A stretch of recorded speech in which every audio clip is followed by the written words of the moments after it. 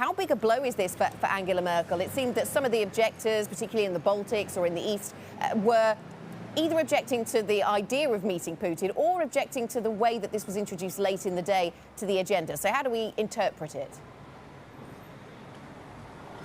Yes, Anna, look, it was a public defeat for Angela Merkel. She did look disappointed yesterday, and as she was coming out of that building where European leaders met yesterday, the whole day, she did say, I would have preferred a different outcome, but this is what we have to work with. Now, the vast majority of European leaders in that debate yesterday, except for Angela Merkel and Emmanuel Macron, believed that the timing of a potential meeting with Vladimir Putin now would seem off, that it would send the wrong message, and also contradicts the line that's been pursued by the European Union in the past few weeks, especially after that plane was hijacked by Belarusian authorities. Having said that, this is not just about Angela Merkel. It is, to some extent, a defeat for Emmanuel Macron. He is one of the leaders that repeatedly says we have to learn how to deal with Russia. This is a country that geographically is in Europe, is too big to ignore.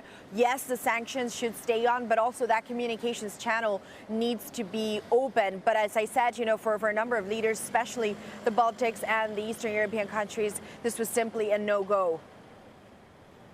Good morning, Maria. Swiveling to some of the latest virus news and the spread of some of the variants, what are European leaders expected to do to contain a potential new wave?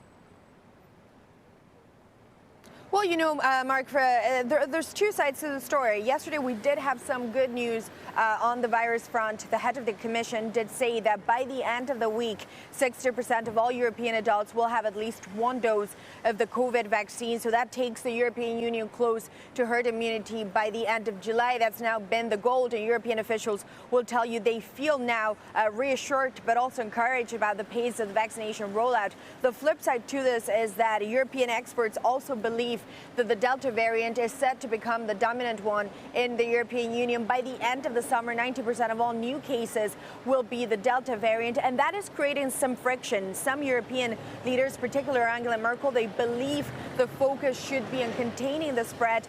Having said that, some of the southern European countries that really want to reopen and push ahead, they believe that restrictions should come off, and really this is about reopening and learning to live with the virus.